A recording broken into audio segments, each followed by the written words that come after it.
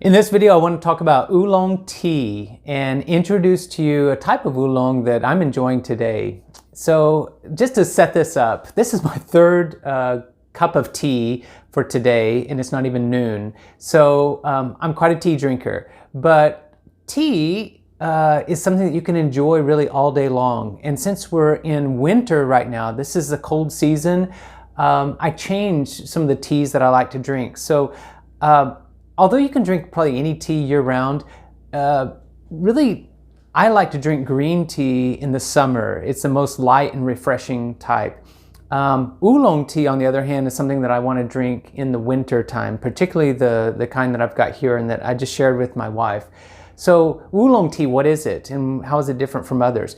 A lot of people aren't aware that there's many different types of tea. And where does tea come from? Well, it comes from China.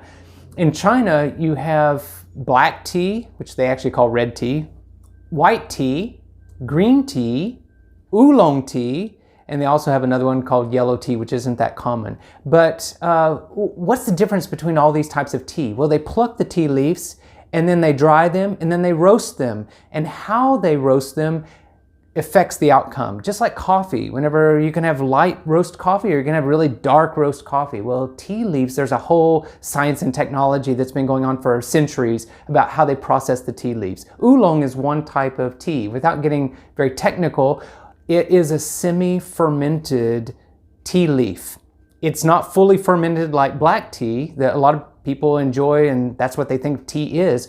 And it's not a unfermented tea like green tea. And so it's kind of in between, and it's got its own unique character and flavor to it. So what is oolong? It's one type of Chinese tea if you look at the top level. I could give an analogy here, a comparison for you that might help. Not everyone is a wine person, but in terms of wine, we've got red wine, we've got white wine, and you've got something in between like blush or rosé. And that has to do with how the grapes are crushed and then whether there's the seeds and the skin soaked in or whether those are removed at some stage, whether it's going to be white or red. And so roughly that's an analogy with the different types, the high-level types of different Chinese tea. Now there's something else that's really interesting that I will mention here. The French have this conception or this concept called terroir. Now, I'm not pronouncing that correct, but it's like that the land or the place where the grapes are grown and where the wine is made leaves its mark on that wine.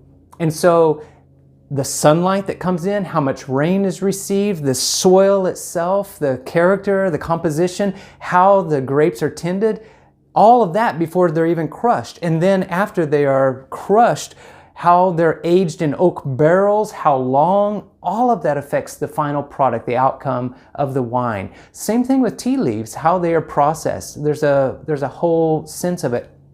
And just like if you go to France, to the different regions, and you sample the wines there and you eat the local cuisine, is a whole different experience and enjoyment of the wine. The same thing would apply. Whenever I drink this oolong tea, it really takes me back thinking about the particular place in China and just the land and the close to the earth. And this one actually comes from a nature preserve in Fujian province, which is known as a very pristine, pure sort of place. It's called Wu Yi Shan. And so the different types of oolong, let me just mention this very quickly. You've got some oolongs that are like this, that are brown, and other oolongs, especially the ones from Taiwan, which are more green, like Iron Buddha is one type, Tia Guanyin.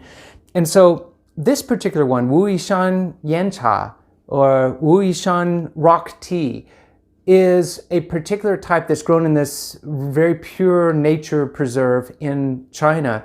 And this particular flavor variety is called rougui, which is the Chinese word for cinnamon.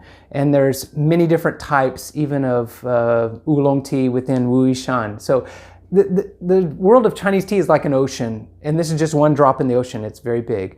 But I enjoy this in the winter because it's really It's dark and roasty, and it just warms me up and helps me get through the winter months, and I really enjoy it. And so I offered this to my wife just a moment ago. She drank it. She says, "Ooh, that's good tea. You need to make a video and share that with other people." So I hope you've enjoyed learning a little bit about oolong tea in this video.